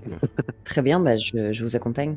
Vous sortez du hall, vous commencez à traverser le grand espace commun, le vaste espace commun, et vous passez devant l'estrade qui sert de scène pour quand il y a des animations, des spectacles. Et le chef Blair est là, sur l'estrade, et harangue la foule. Il y a une 50aine de personnes présentes dans l'espace commun. Approchez tous, colons de coloris, j'ai à vous parler. Vous vous arrêtez pour l'écouter? Oui. Ok. Oui. Les personnes autour de vous s'arrêtent. Certains très raides se tournent mécaniquement en direction de Blair et l'écouter plus près. D'autres, de manière un peu plus naturelle, viennent en petits groupes, un peu hésitants. Parmi ceux qui sont raides, tu croises les yeux, Meredith, l'espace d'un instant, de Glenn, cette autre personne qui t'en veut fermement pour une histoire passée. Et tu croises son regard. Ton regard à toi jette des éclairs. Tu serres déjà le poing, t'es prêt à lui en coller une s'il move. Et dans son regard, rien. Il te regarde et c'est comme s'il regardait un mur. Et aussitôt, il tourne la tête en direction de Blair et tu vois que son oreille est bleue. Ok, pour l'instant, je fais rien, mais je retire. La voix de Blair dit d'un ton très calme: s'il vous plaît, dans le calme, tout le monde, allez tous vous reposer. Je le sais, la situation peut être stressante, nous en sommes conscients, et c'est pourquoi New Haven m'a autorisé à vous proposer un sédatif pour passer la nuit sereinement. Sédatif que l'équipe médicale va vous distribuer. Et effectivement, 3 personnes en blouse blanche avec une petite C'est hors de question, là. une petite table devant eux avec chacun une boîte dans laquelle Non. il y a des pilules. Si vous voulez bien, dans le calme toujours, venir chacun à votre tour. Non, il faut intervenir. Meredith. Allez, bah on y va. Il y a une 50aine de personnes autour de vous. Ah bah on va dans la foule, on fait tomber les pilules, ouais. Voilà. C'est ça, je vais foncer là où il y a les boîtes avec les médicaments. en poussant les gens et je vais je sais pas, mettre un coup de batte sur ces petites tables pour dégager les pilules loin. D'accord. Le chef Blair, donc sur la scène, les 3 scientifiques qui sont autour de toi, en te voyant agir, font des grands yeux ronds horrifiés et tous les 4, d'un seul et même geste, lèvent le bras droit et te montrent du doigt. Et soudain, parmi les 50 personnes qu'il y a autour de toi, il y en a au moins une vingtaine qui fondent droit sur toi. On ouvre le feu, on ouvre le feu. Avec la batte, quoi. J'ouvre le feu et j'attrape par le col Meredith pour qu'on essaye de s'extraire de cette zone. Et on dit Jordi, Jim, couvrez-nous aussi, quoi. Okay. Je me laisse faire, mais je gueule quand même aux gens qui sont là de pas prendre les pilules. Ok, les 30 autres personnes qui sont autour sont absolument apeurées en disant mais qu'est-ce qu'elle fait celle-là? Elle est devenue complètement folle. Je me mets à crier aussi, ils sont possédés, ils sont contaminés. J'ouvre le feu même sur les 4 hein, directement, même sur le chef directement en fait, sur Blair. Ok, ça commence à échanger les coups, à échanger les tirs. Faites-moi tous les deux de votre côté un jet de casser la gueule pour voir comment vous en sortez. Je fais 9. Et 9 pour moi aussi avec mon coriace. Très bien. Vous tirez dans le tas, vous tapez dans le tas, parfois avec succès, parfois une balle part dans le bon sens et fait des dégâts également, mais vous en prenez. Vous prenez des coups, donc vous allez chacun perdre 3 points de dégâts s'il vous plaît. Vous vous attaquez à 20 personnes, sachant que chacun est fort comme un surhomme. On avait bien conservé les points d'avant, hein. Les points de quoi? La partie de la fois d'avant. Oui, parce que vous ne vous êtes pas soigné dans le pôle médical, on vous a dit que vous pouviez vous... Ok. Je suis pas très en forme personnellement. Non, effectivement. Je rentre en mode berserker. De toute façon, t'as un truc du style, tu peux pas mourir, toi Bah si, c'est ça, berserker. C'est ça. Je peux prendre plein de dégâts et mourir à la fin du combat par contre. Une fois que le combat finit, si j'ai pris 10 dégâts, je meurs quand même. Ok, vous rendez coup sur coup pendant de longues minutes. Vous en écrasez plusieurs hein, sous vos coups. Certains, sous le coup de certains chocs assez puissants, se mettent à trembler, des crânes explosent et des créatures en sortent. Vous entendez des hurlements parmi les 30 personnes encore normales parmi la foule. Et soudain, donc là, les gens infectés se retournent aussi contre les civils. Ça devient une guerre civile totale. Et vous résistez, vous tapez tout ce qui passe à votre portée jusqu'à ce que... chacun, à votre tour, vous preniez le coup de trop qui, toi d'abord, Meredith, t'assomme, tu tombes au sol, inanimé. Toi, Jimmy, en voyant ça décuple ta fureur. Continue, tu as à côté de toi Jim et Jordi qui se battent aussi, vaillamment. Allez les gars, je les encourage, j'attrape Meredith par le pied et je continue à la traîner sur le sol pour qu'on sorte. Ok, autour de toi, 3 créatures s'approchent, prêts à en découdre. Tu vois Jordi à côté de toi qui s'effondre. Non, pas toi, pas comme ça, Jordi. Et c'est par derrière qu'on t'attrape et... Oh non, surtout pas ça. Ton bras droit est maintenu derrière, ton bras gauche aussi. Tu sens ton coude qui... On force dessus et soudain, il se casse. La pliure de ton coude est inversée. C'est horrible. L'effet de la douleur tourne de l'œil et tu t'évanouis. Les 2 autres, Joss et Darren, vous êtes revenus au labo. Vous étiez poursuivis par une meute d'infectés que vous avez réussi à freiner. Vous avez remonté le couloir en direction du labo et au moment où vous allez pour rentrer dans le labo qui est vitré, vous ne pouvez pas. La porte est verrouillée, vous êtes à l'extérieur. Et à l'intérieur, le docteur Osborne est là avec Lewis qui est toujours allongé sur une table. Elle est complètement furibarde et vous voyez à travers la vitre, à l'opposé de la pièce, une dizaine de personnes certainement infectées se pressent à la porte du labo entre l'espace commun et le labo et tapent à la porte pour rentrer. Et soudain, une des grilles de ventilation au-dessus d'elle tombe. Un dévoreur d'intellect lui tombe sur les épaules, commence à lui lacérer le visage. Elle se fait déchirer la gorge. Des flots de sang jaillissent de sa gorge. Elle tombe au sol. Vous voyez le dévoreur d'intellect grimper tranquillement sur la table, s'approcher du visage de Lewis Randall qui est allongé là. Et se frayer un chemin à travers son oreille dans des bruits de craquement horribles. Vous comprenez maintenant pourquoi l'hématome. Effectivement, une insertion pareille ne se fait pas sans mal. Et au bout d'à peine quelques secondes... On peut pas tirer dans sa tête pendant qu'il fait l'opération. C'est blindé, vous pouvez pas tirer à travers. Et vous voyez Lewis qui se redresse sur la table. On se casse, je crois. Malgré les lacérations qu'il a sur le corps, tout d'un coup il s'anime. Il ne vous voit pas, vous êtes dans son dos. Il voit en tout cas la troupe d'autres infectés qui sont à l'autre porte opposée, en direction de l'espace commun. Il se lève et se dirige en direction du bouton qui va permettre de déverrouiller les portes du labo. Ouais, bah comme je disais, on se casse. On n'a pas de raison, on n'a plus de raison d'aller dans le labo, donc. On est coincé entre la serre et le labo, non? C'est ça. À la serre, vous avez balancé votre cocktail Molotov là qui a certainement fait du dégât, donc. Ouais. Mais la serre exogène, on n'y a pas accès, donc on est d'accord, on est coincé dans il faudrait passer par le labo pour y avoir accès. Là, vous êtes vraiment dans un des couloirs entre le labo et la serre indigène. Bah, dès qu'il ouvre, on lui colle une balle dans la tête. Ouais. D'accord. Vous voulez tenter ça? Ok. Enfin, je sais pas, hein. Dis-moi, Joss, si tu veux faire autre chose, mais... Dans la serre, on estime que le feu, il est temporaire. Enfin, ils vont arriver derrière nous ou pas? Bah, vous en avez vu une dizaine, vous avez lancé quelque chose qui a fait une explosion assez importante quand même. Après, vous êtes débarrassé des 10, peut-être pas. Est-ce qu'il en reste 2, 5, 6? Vous ne savez pas. Donc, faut peut-être essayer de quand même entrer dans la serre parce qu'ils seront peut-être moins que ceux qui vont arriver, non? Ok, bah comme tu veux. Bah, dans ce cas-là, agissons, faisons quelque chose. Ouais. Donc, on rebrousse chemin vers la serre et prêt à dégommer tout ce qui se présente. Ok. Et là, je prends mon pistolet, hein, par contre. Oui, bah, de toute façon, vu le bordel qu'il y a, ça sert plus à rien d'être discret. Vous rebroussez chemin, une épaisse fumée au bout du couloir, là où tu as provoqué ton explosion, ton départ d'incendie. Franchement, vous voyez que ça a été plutôt efficace, puisque un tas de corps calcinés gît au sol. Il en reste encore un qui bouge, mais qui rampe au sol dans votre direction, qui n'a pas l'air extrêmement menaçant. Il n'est pas en capacité de se lever. Il rampe, et arrivé à quelques mètres de vous, il s'effondre face contre terre. Et là, son corps se met à trembler dans tous les sens, de manière frénétique, comme une crise d'épilepsie. On peut tirer avant que ça sorte. Oui. Oh, bien sûr. On tire. Ok, bon, je vous fais pas faire de jet, vous tirez tous les deux en même temps sur une cible immobile, donc vous lui explosez la tête de plusieurs balles, le tremblement s'arrête. Vous enjambez le tas de corps calcinés Ouais. pour rentrer... Ou le contourner, je sais pas, mais oui, on avance, quoi. On rentre... Vous rentrez dans la serre indigène, qui est un échantillon de tout ce qu'on peut trouver dans les abords immédiats de la station sur Coloris. Donc il y a des plantes avec des grandes feuilles. C'est pas non plus une jungle, mais c'est assez touffu. Il fait chaud, c'est étouffant. Vous progressez donc dans cette serre et vous entendez un moment des bruits, des claquements, des sifflements. Vous n'avez jamais entendu, pas produites par une personne humaine ni par quelconque animal que vous connaissiez. En vous approchant de l'origine de ces bruits, vous découvrez un grand cercle d'humains en tenue de colons, en train de clocher en rythme comme s'ils psalmodiaient, sauf que, encore une fois, vous n'entendez pas de voix humaine, vous entendez ces sifflements. Est-ce que vous restez observé? Ils sont nombreux, ils sont une quarantaine. Ouais. Pour l'instant, ils vous ont pas repéré, vous êtes cachés dans les fourrés, si on veut. Si on peut tracer vers la sortie, ça sera mieux. Hein. Ouais. Je pense que le mieux, c'est de rejoindre ton véhicule. Je sais pas ce qu'on fera après, mais je crois que c'est mieux. Hein. Ouais, Pas de sortir et de reprendre le garage, peut-être par l'autre côté. Enfin, je sais pas. Ouais, mais Par l'extérieur, quoi. Dans la serre indigène, on peut pas en sortir. Vous voulez repasser par là où vous êtes passé, ou faire un grand tour par là. Non, s'il y a une sortie s'il y a une sortie par la serre. Ah non, il n'y a pas de sortie vers l'extérieur. Eh ben, si on peut créer une sortie vers l'extérieur. Oui, bien sûr, bah oui, ça avec une explosion suffisante, pourquoi pas. Vous commencez à faire demi-tour quand la dizaine d'infectés que vous aviez laissés derrière vous dans le labo, ainsi que Lewis, arrivent, suivis par d'autres qui traînent derrière eux plusieurs victimes, manifestement pas encore infectées, parmi lesquelles vous reconnaissez Meredith et Jamie. Qui sont inanimés, c'est ça? Ils sont à moitié sonnés, bah justement, Meredith, Jamie, je vais vous parler un petit peu, vous êtes semi-conscient, vous émergez de temps en temps et vous sentez que vous êtes traîné au sol, vos pieds traînent derrière vous, vous êtes tenus par les bras, et on vous traîne à travers la salle commune, puis à travers le labo, en direction de la serre.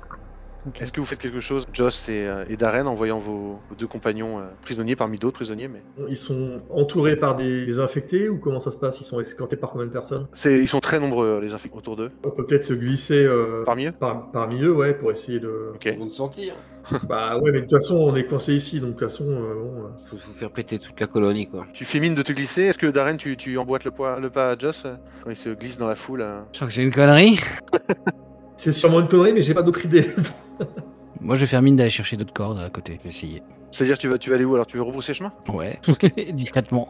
Je vais essayer. Mais très bien. Donc, ils marchent tous, si tu l'as compris, c'est une sorte d'esprit de ruche, donc ils vont tous dans un même but. Donc là, ils sont tous attirés vers le nord-ouest de la station. Tu vas être le seul à, même si tu te conduis de manière un peu raide pour les imiter, à déplacer vers le sud. L'idée, c'est de pas les imiter, justement, c'est enfin, s'ils sont tous attirés, l'idée, c'est si tout le flot arrive, au bout d'un moment, ils seront tous là et... Je sais pas. Ah oui, donc attendre qu'ils passent et de glisser derrière eux dans ce cas-là. Ouais. Tu vas quand même tenter un jet d'agir sous la pression pour voir si cette manœuvre peut être couronnée de succès. Toi, tu lances avec futé, je crois. Ouais. Je vais utiliser un point de chance, je viens de faire 5. Tu te caches dans un fourré, tu les laisses te dépasser. Toi Joss, tu t'es fondu dans la masse et tu suis le... Bah j'essaie de voir en fait, de me rapprocher de Meredith et de Jamie pour voir s'ils sont conscients ou si je peux les réveiller pour essayer de se barrer avec eux, quoi. T'es dans la foule, tu te faufiles pour te rapprocher d'eux au maximum. Ouais. Tu vois qu'ils sont salement amochés, ils en ont manifestement pris plein la gueule. Ils sont semi-conscients. Ouais, dans ma trousse de secours, est-ce que je peux avoir une sorte de shot de, tu sais là, ouais, un truc qui permet de remettre un coup de conscience? Eh ben très bien, tu vas avoir l'occasion d'administrer cette piqûre puisque une diversion naturelle va s'imposer à toi. Sur le mur nord de la serre, un crépitement se fait entendre. La procession s'est arrêtée, tous les infectés sont réunis maintenant dans la partie nord-ouest de la serre. On vous a laissé tomber sur vos genoux, Jamie, Meredith Meredith et des autres personnes non infectées encore. Vous ouvrez un œil légèrement conscient. Joss est juste derrière vous, présence rassurante mais que vous ne percevez pas pour le moment. On entend ce crépitement et sur le mur, un cercle commence à se dessiner avec des étincelles. Un cercle Meredith que tu reconnais puisqu'il fait environ 2,50 m de diamètre, un cercle parfait. Qui, une fois qu'il est complet, l'intérieur du cercle devient lumineux, comme si le mur brillait tout d'un coup. Une couleur orange d'abord vive, puis soudain ça se stabilise, mauve, et la surface ne semble plus être la surface du mur, c'est quelque chose comme une sorte de gel parcouru de frissons électriques. Une silhouette apparaît à travers ce portail, une silhouette d'un peu plus de 2 mètres, humanoïde, et sort d'un pas assuré de ce portail un flagelleur mental, ce que tu as pu voir dans ta vision plutôt, Meredith. Donc une créature de couleur mauve avec un visage qui fait penser un petit peu à une pieuvre terrienne, puisque des tentacules terminent le bas de son corps, et au moment où elle pénètre dans la pièce, comme une seule personne, un frisson parcourt l'ensemble de l'assemblée. C'est le moment, Joss, si tu le souhaites, de cette diversion, d'injecter à tes 2 comparses. Eh bien, exactement. Tu vas quand même le faire sous un jet d'agir sous la pression, avec un avantage de +1 pour la diversion, de D6 plus cool. Et 8 et 4. Ouais. Ok. Meredith, Jamie, vous sentez une décharge dans votre corps. On reprend conscience. Ça vous réveille quasiment instantané et vos yeux mi-clos jusqu'à présent tout d'un coup s'ouvrent en grand, vos pupilles sont dilatées et vous prenez conscience de où vous êtes à genoux dans la serre, entouré de dizaines d'adeptes. Ton bras gauche te fait mal, Jamie. Je te rappelle qu'il brouille mollement. Les salauds. Les salauds. Toi, Meredith, tu te sens brûlé d'un feu nouveau et je vais vous laisser là pour l'instant pour reprendre le périple de Darren qui s'est bloqué dans les fourrés, a laissé passer la procession. Est-ce que tu as juste un œil derrière ton épaule pour voir ce qui se passait ou est-ce que tu t'es barré vite fait? Oui, non, j'ai essayé de me barrer vite fait, je pense. J'ai peut-être pas encore vu le portail. Il nous abandonne, Darren, là? Les pièces sont vides, tu enjambes à nouveau le tas de cadavres calcinés dans le couloir, tu arrives dans le labo où tout est sans dessus de tout, le cadavre du Dr Osborne est là dans une mare de sang, elle a été lacérée, tu prends le couloir qui te fait traverser l'espace commun et là tu découvres une scène horrible de guerre civile, des corps partout, certaines têtes explosées, du sang, des dévoreurs intellects qui ont été... Pas à m'empêcher de vomir sur le sol. Tu gerbes. Pourtant, t'en as vu depuis hier soir, mais là, la vision est vraiment terrible. Il y a parmi ces gens-là, bien sûr, des gens que tu connaissais. Tu prends pas le temps de prendre le pouls de chacun. Où décides-tu d'aller? Vers la sécurité. Ok, t'as l'impression d'être seul au monde, donc le bruit de tes pas résonne dans le grand espace commun vide maintenant. Tu arrives dans le hall, tu prends une grande bouffée d'air frais et tu cours en direction de la sécurité. En fait, ça dépend. Si je sais qu'il y a une espèce de mesure de précaution, si jamais la base est compromise ou quoi que ce soit. Ouais. Si tu le sais, puisque effectivement tu es l'un des laborantins, tu es un scientifique. Et tu sais que les deux serres, et surtout la serre indigène, a un processus de purification par différents moyens. Le feu, il y a des sprinklers d'acide également, et un remplissage de la serre d'eau, donc pour noyer tout ce qui est à l'intérieur. Toutes les mesures ont été prévues pour que ce qui est ramené à l'intérieur de la base ne puisse jamais infecter. Donc on peut très bien condamner la serre de tout le reste de la base et la détruire complètement. Ok, ça marche pas, je vais vers la sécurité du coup, effectivement. Donc ça revient à vous trois dans la serre, donc vous êtes tous les trois conscients. L'énorme silhouette qui est devant vous Mon Dieu. a clairement un effet sur l'ensemble de la cinquantaine de personnes qui est autour de vous d'infectés, puisque au moindre de ces gestes, tous semblent réagir à l'unisson. Toutes les têtes se tournent en même temps, comme si un marionnettiste pouvait contrôler 50 personnes en même temps, comme une hola dans un stade. Sans même avoir à parler, il braque ses yeux sur un des infectés, qui comprend tout de suite qu'on attend de lui et qui attrape l'un des derniers non infectés à côté de vous, qui le traîne en direction du flagelleur mental et le dépose à ses pieds. Le dévorant mental tend son grand bras mauve et gluant, se saisit de l'humain, l'amène devant ses tentacules, et vous voyez ces tentacules enserrer le crâne de la personne, qui n'arrive pas à articuler un son, mais qui a les yeux grands ouverts, exorbités, et un craquement horrible se fait entendre quand les tentacules déchirent le cuir chevelu et séparent en deux la boîte crânienne de la personne. Et les tentacules du flagelleur viennent se plonger à l'intérieur du crâne, et vous voyez un cerveau en être extirpé et disparaître aussitôt derrière les tentacules, dans un bruit de mastication gluant, une mastication sans dents, une mastication toute faite de muscles. Et le flagelleur est pris d'un frisson que vous imaginez, un frisson de plaisir. Un épais mucus coule le long de son crâne et découline sur sa peau. Et il laisse tomber lourdement et mollement le corps à ses pieds. Un instant se passe, puis il relève les yeux et balaye l'assemblée d'un regard circulaire. Et tous les infectés, encore une fois, comme un seul homme, perçoivent le message et attrapent les survivants, dont vous, Meredith et Jamie. On vous met la main au collet et on vous amène en direction du flagelleur mental. Et vous n'êtes pas en tête de colonne, donc vous avez le temps de voir d'autres personnes devant vous. Et On peut essayer de s'enfuir. Hein. On a conscience, on est conscient. Donc... vous êtes conscient, vous êtes même maintenant réveillé. Vous êtes sur vos pieds, vous vous titubez un peu, mais parce qu'on vous traîne. Mais Puis en fait, moi, j'avance en reculant, en fait, tu vois. J'essaie d'être à contresens de la file. Pour l'idée, c'est de partir, quoi. ok, il y a vraiment une foule autour de toi, donc tu te fais bousculer. C'est compliqué de reculer quand tout le monde avance. Vous, Meredith, Jamie, vous êtes attirés petit à petit vers deux désinfectés se mettent de chaque côté, près du portail, attrapent par les fringues, par les mains, sans ménagement, par ce qu'ils peuvent, et jettent la personne à travers le portail. Donc vous voyez 1, 2, 3, 4 personnes disparaître comme ça, une par une. Putain, il faut le buter ce truc. Toi, en passant d'arène dans le poste de sécurité, tu as vu les mêmes choses sur les caméras de sécurité. Tu as aperçu cette créature et tu vois vaguement ce qui s'y passe, cette procession qui va en direction d'un mur et qui lance les gens à travers un trou dans le mur qui n'était pas là avant. Est-ce que les sprinklers peuvent s'activer par ligne ou un truc comme ça, ou c'est tout ça en même temps? Non, on peut imaginer qu'on peut cloisonner, puisqu'il n'y a pas de raison qu'on ait toute la serre. Mais là, en tout cas, ils sont tous assez agglutinés, donc tu peux pas la sélectionner. C'est la zone que tu vas ébouillanter. Bien sûr, c'est la zone que je rende les codes. Ok.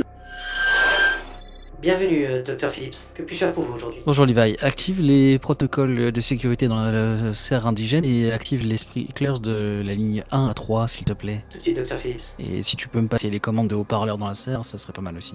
Quelques secondes se passent et... Sprinkler activé. Vous avez à présent le contrôle sur les haut-parleurs de la serre. 1, 2, 1, 2. 1, 2, 1, 2, très bien. Vous entendez ça dans la serre? 1, 2, 1, 2, test. Je sursaute. À toutes les personnes qui sont non infectées, vous avez 30 secondes pour pouvoir sortir de la serre, sans quoi elle sera dépressurisée. Il annonce ça à tout le monde comme ça? Ouais, tout le monde l'entend. Le flagelleur mental, dans ça s'excite, tu voyais ses tentacules qui frétillent un peu dans tous les sens et il jette un œil furieux à ses infectés, et donc vous envoyez une demi-douzaine qui lâchent ce qu'ils sont en train de faire et qui partent en courant. Oui, bah on suit, hein. Ouais, en courant aussi. D'accord. On profite, bah ouais, bien sûr. Ah oui, c'est fait exprès. Ok, donc vous êtes maintenant 8 à courir en direction de la sortie de la serre indigène, et Meredith, tu entends dans ta tête... Pas toi. Oula, Meredith. Non. Je m'arrête net. Non, on Et t'attrape par à la main, on te fait partir. Meredith, tu es très fort, je te rappelle. Oui. Je m'arrête et je fais demi-tour, pour le coup, pour retourner vers cette chose. Meredith. Devant les écrans. Ah mais qu'est-ce qu'elle fait? Ah ouais, bah moi je vois ça, je fais marche arrière et je la tire. Toi, je pense Ouais, je suis d'accord. Meredith, non, viens! Je vais te repousser. Je vais juste, pas frapper, mais juste te repousser, en fait, pour continuer à avancer vers la chose. Okay. Tu as du mal à contrôler ta nouvelle force, même si tu l'as pu l'éprouver dans la bataille tout à l'heure de la salle commune. Tu repousses quand même violemment Joss qui tombe au sol et qui va prendre un point de dégâts. Joss, donc du coup, tu viens de te faire précipitamment jeter par Meredith qui tourne le talon et qui marche en direction du C'est flagelleur. pas possible, Meredith. Les autres personnes qui sont parties en courant sont déjà arrivées à la porte de la serre et sont en train de disparaître. Et puis là, c'est un contrôle mental en plus, donc à part défoncer le flagelleur, on n'a pas d'armes en plus. On est des Non, mais je me relève et je vais en direction de d'où sont partis les autres infectés. Parce que eux, on va les éliminer. Du coup, toi, ils sont s'ils courent de dos, je commence à les allumer, quoi. Toi, t'es sur leur talon, quoi. Et toi, Jamie, je te laisse le choix. Hein. Tu veux persister ou tu veux suivre? Dans tous les Moi, cas, je peux pas laisser Meredith. Il y a une manœuvre manipuler quelqu'un sur un autre chasseur. Pour leur avoir donné une bonne raison, dites-leur ce que vous attendez d'eux. ok, Pour un autre chasseur, faut que je fasse un 10+, quoi. c'est ça. Et là, du coup, il n'y a pas de point de chance qui va. Ok. Et si je fais 7-9, c'est elle qui il décide, donc c'est toi, Meredith, tu décideras si. Reste, c'est chouette. Je tente, on sait jamais. C'est un 9. C'est Meredith qui décide. Meredith, reste avec nous, pars avec nous. Viens près de moi, ma créature. Je me retourne vers toi, Jamie, et je te fais un sourire. Et je te dis, c'était un prêté pour un rendu. Et je me retourne vers la créature. Non. Je pars en arrière en criant non comme ça. Non. En me faisant emporter par les autres survivants. Donc, toi, tu pars avec Joss, du coup. Ouais. Ok. Bah, elle veut pas partir. Oui, Joss et Jamie, donc vous êtes sur les talons des infectés qui sont partis précipitamment à poursuite de Darren. Darren, tu suis tout ça depuis des écrans de contrôle? Ah oui, du coup j'active tout de suite les règles de sécurité quand j'ai vu qu'ils sortaient. Je dis tant pis, je le contiens. Tu condamnes la serre. Jamie, une fois que t'as passé la porte, t'entends les portes qui se ferment derrière toi. Tu sais que Meredith sortira pas de cette pièce. Désolé, mais des résistants. Joss, Jamie, vous êtes à portée de tir de la demi-douzaine d'infectés qui courent. Ah, et moi, j'ouvre le feu. De toute façon, je sais qu'ils ils feront pas demi-tour parce que leur mission, c'est d'aller arrêter le problème. Donc, en fait, je pars du principe qu'ils vont même pas réagir. Ok. Jimmy, Je fais la même chose. Oui, Ok. je me laisse porter, enfin guider plutôt. Je me tiens le bras, je suis à bout, j'ai plus que 2 points de vie, là, je crache du sang. Je pense à Meredith qui va pas s'en sortir, quoi. Mais je crois que tout le monde va mourir, de toute manière. Vous allumez tous les deux, vous les allumez dans le dos. Certains s'écroulent, certains se retournent et courent dans votre direction. Et il y en a un qui arrive à s'échapper, toujours en poursuite de Darren. Meredith, tu arrives à côté du flageur mental qui te tend une main amicale. Je la prends. Sa main est gluante, elle enserre ta main, il t'attire auprès de lui et ses tentacules s'enroulent autour de ton crâne, comme tu l'as vu tout à l'heure. Tu sens la pression assez forte sur ton crâne. Pourtant, tu ne trembles pas, tu n'as pas peur. Il attire ton crâne en direction de son orifice buccal, dirons-nous. Et c'est un baiser qu'il te dépose. Et dans ta tête, tu entends Tu seras ma compagne. Oh merde. Toi et moi, nous dirigerons ce monde. Et tu as à nouveau une vision dans ta tête où tu sais que c'est toi, c'est ta conscience, et pourtant ton reflet est celui d'un flagelleur mental. Tu sais ce qui t'attend, Ok. ton futur, c'est d'être comme lui. Ouais. Mais je vais te laisser néanmoins un choix. Soit tu peux embrasser effectivement cette destinée et partir avec lui à travers le portail, ou tu peux essayer de résister. Ça va être un jet d'agir sous la pression, donc 2d6 plus cool. Non, je vais... Du fait du pacte qui a été scellé avant ça, l'idée va même me plaire, en fait, de partir avec cette chose. Ok, t'es séduite par la chose. Très bien. Jamie et Joss, vous avez devant vous 2 infectés qui, de manière très rangée, vont vous attaquer un chacun. Oh bah, gros coup de crosse dans la tête, on s'arrête pas. Ok, vous battez sauvagement. Allez-y, faites des jets de casser la gueule tous les deux. Si t'es d'accord, Joss, pour te battre avec la personne qui te saute dessus. Ah oui, bien sûr. Oh alors j'ai fait 3. 9. Ok. Merde. Et 9. Ok. Donc malheureusement, Joss, tu auras moins de chance que Jamie. La bestiole te saute dessus, te roue de coups, tu rends coup pour coup. Pas vrai, ils vont tous mourir, c'est horrible. Tu connais ses points faibles, donc tu tapes au niveau des tempes et jusqu'à ce que la créature se mette à convulser et que son crâne s'ouvre pour laisser échapper un dévoreur d'intellect. Je vais te laisser une dernière chance de résister. Il est à portée, donc il saute sur ton visage et il va tenter une dévoration d'intellect sur toi. D'accord. Pardon, une procédure de voleur de corps. Donc tu lances 2d6 plus coriace. 5 et 6. 11 plus... un 11. Ouais. Très bien. Tu parviens à résister, il ne parvient pas à pénétrer dans ton oreille, il te fait extrêmement mal, puisqu'il a mis sa patte dans son oreille, il commence à écarter l'orifice de ton oreille, donc tu n'en sortiras pas indemne, tu vas sûrement perdre quelques points d'audition, mais il ne parvient pas à rentrer, tu gardes le contrôle, tu le saisis à pleine main. Et je le mets dans un sac. Ah oui, tu sais le capturer, c'est vrai. Ok, et la bestiole gigote à l'intérieur, tu sens qu'elle essaye de contacter son cerveau, tu sens son emprise, ça vient de chatouiller. Toi, Jamie, de ton côté, malgré le fait que la baston soit inégale avec ton bras cassé, tu réussis à prendre le meilleur sur Bien sûr, la créature. je l'éclate à coups de crosse. Il y a du sang partout. Tu l'éclates, c'est toi qui lui ouvres la boîte crânienne et c'est toi qui fais sortir le flagelleur mental de la boîte crânienne. Une fois qu'il est sorti, tu continues à asséner coup de crosse sur coup de crosse jusqu'à ce que ton fusil d'assaut soit en miettes, inopérant, et en miettes également le corps de l'hôte et le corps du parasite. Je veux juste voir si Joss va bien, je me tourne vers Joss. Ok, S'il est apte à repartir avec moi. Ou... Ça t'entend pas très bien. Et tu vois Joss qui tient sous son bras un sac en bandoulière qui a l'air de gigoter. Putain, mais ouais, Joss, tu fais le con, hein, je pense. On verra après, mais si tu veux, je peux m'occuper de toi. Mais d'abord, il faut... Tu peux Il est d'arrêt. m'occuper de moi comment? Ouais, ok, bon. Non, bah, te soigner. Ouais, bien sûr. Continuons. Darren, tu es dans le poste de sécurité, tu es toujours accaparé par ce que tu vois sur l'écran et tu vois Meredith et le flagelleur mental comme enlacé. On dirait que le flagelleur mental est en train de la dévorer. Tu en trembles d'horreur. Quand soudain tu entends blam, un homme est en train de se frapper contre la paroi du poste de sécurité. Il essaie de rentrer, il tape de plus en plus fort. Tu vois le verre qui commence à se briser. Il va pas tarder à pouvoir rentrer, qu'est-ce que tu fais? Bah, j'ai le temps de me préparer, de prendre mon fusil en joue et de le viser. Je vais Ok. utiliser J'avais un plan. Oui, bien sûr, il était temps. T'as le temps de viser la tête, je vais quand même te laisser faire un jet de casser la gueule avec un bonus de plus 1 pour la préparation. 11 plus 1, 12. Oui, d'accord, bon. Un seul tir qui vient traverser la vitre, traverser l'œil de la créature et son crâne exploser. Quand il va retomber au sol, tu verras rouler mollement hors du crâne le dévoreur d'intellect, lui aussi. Je mets une balle par précaution. Ok, il en prend une deuxième. Je fais le shot de la confirmation.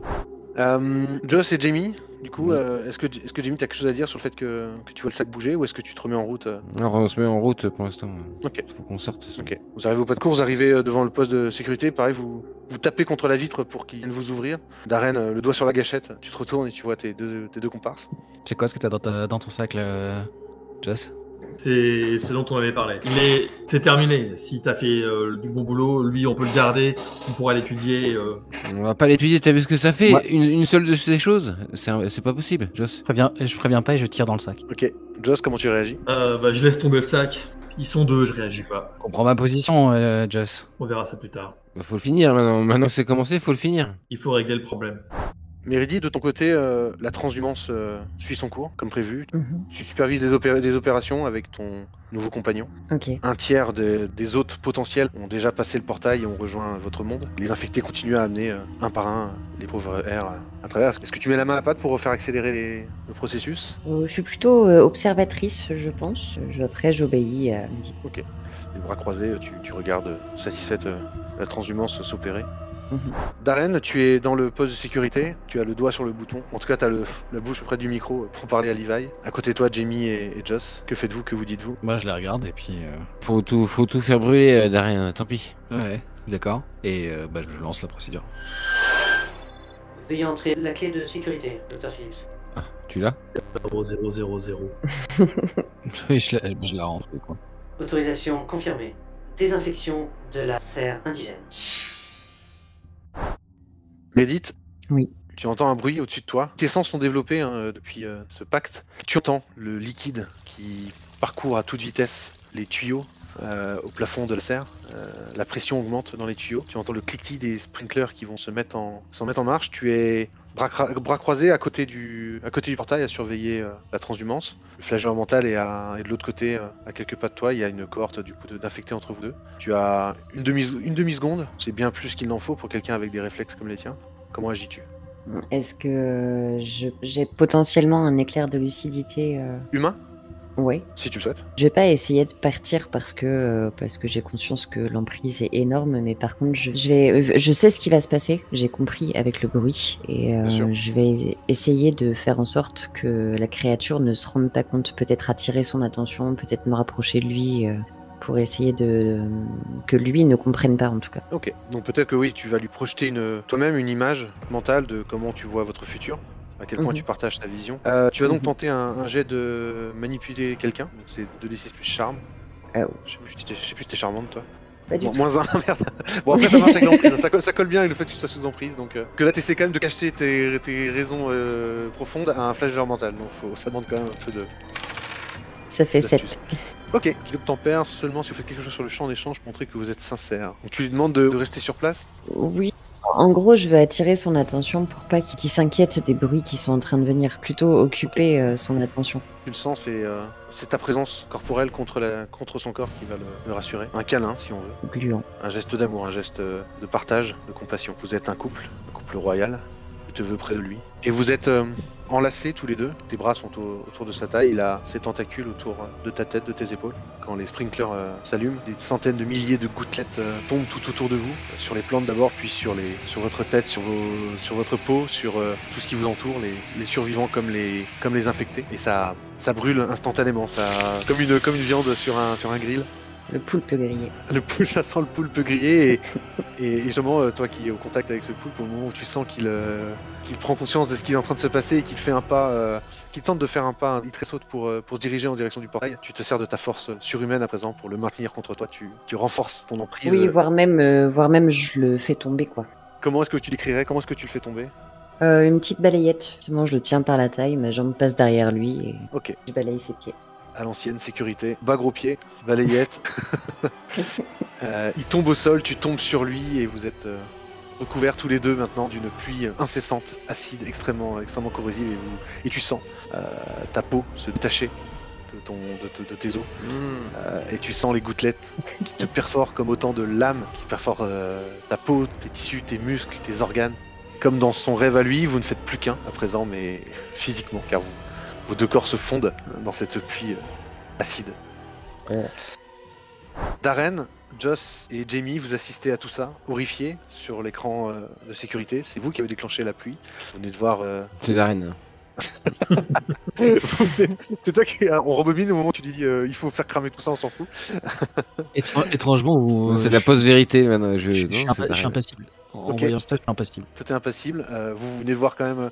Alors Meredith mourir, mais vous venez de voir Meredith, son dernier sacrifice, vous venez de voir ce qu'elle a accompli. Manifestement, elle a mis de la volonté dans le fait de maintenir le flagelleur sur Coloris. Bien joué. Sans l'emprise mentale du flagelleur, vous voyez le portail se refermer. Les quelques créatures encore vivantes agir de manière complètement erratique, à courir dans tous les sens, pas savoir que faire, jusqu'à ce qu'elle aussi tombe sous cette pluie acide. Doss, il assiste ça en silence. Ouais, moi aussi, je suis horrifié. On a tout perdu. On a vraiment tout perdu. Arrête. Je me tiens le bras, je suis assis. Je me dis même qu'on est foutus, quoi. Nous-mêmes, on partira jamais, quoi. Enfin, je sais pas, est-ce qu'on est sûr qu'on va se débarrasser de tous les infectés? Je te laisse dans ta pensée. La voix de Levi se fait entendre. Désinfection de la serre complète. Trace de vie à l'intérieur, 0. Trace de vie à l'intérieur de la station, Levi. Trace de vie à l'intérieur de l'entière station. Il y a une petite seconde de calcul. 3. Je regarde. Jamie dit t'as ta réponse. Donc on est plus que tous les 3. Tout le monde avait convergé dans la serre. Ceux qui n'ont pas traversé le portail sont morts sous la pluie acide. Ok, je continue à cracher du sang. Moi, je vais m'occuper de stabiliser maintenant, enfin de soigner mes comparses. Ok. Darren, tu te laisses tomber lourdement sur une chaise. Tu pousses un énorme soupir et on vous voit tous les trois là en train de penser vos plaies, de vous soigner, de souffler après cette catastrophe. La caméra va s'éloigner légèrement de vous. Elle va reculer, travelling arrière. Elle passe à travers la vitre brisée du poste de sécurité.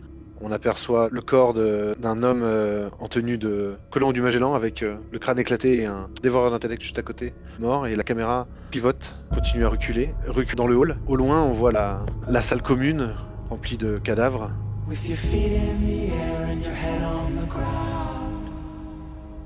caméra continue à reculer, arrive maintenant dehors et prend de l'altitude maintenant. Et on voit votre station vue du dessus. Là, on devine la forme de la station. On voit la serre au nord-ouest, dont des volutes de fumée s'échappent. La caméra continue à s'élever et on quitte la station, on quitte la région. On arrive dans l'espace où on voit la forme de Coloris et ses continents très colorés, très marqués les uns des autres. Et fin. Rideau de fin. Et voilà, chers amis, chers spectateurs, merci d'avoir suivi cette mini-campagne de Dungeon of the Week, un mélange de Monster of the Week et de Donjons et Dragons. Et de l'Alien. Et d'Alien, il y avait de l'Alien dedans, effectivement. J'espère que vous avez été curieux et amusés d'écouter ce mashup. Dites-le nous en commentaire et n'hésitez pas à en parler autour de vous, à liker, commenter, partager cette production et toutes les autres que vous propose la JDR Academy. La JDR Academy propose un Patreon sur lequel vous pouvez donner pour nous aider à payer nos hébergements et à continuer à faire vivre nos productions. Chers amis, autour de la table, il ne me reste plus qu'à vous souhaiter bonne soirée et à très bientôt pour de nouvelles parties. Mais merci, bonne soirée. Bonne soirée. Bonne soirée. Yes, c'était salut. Bye bye. Bye.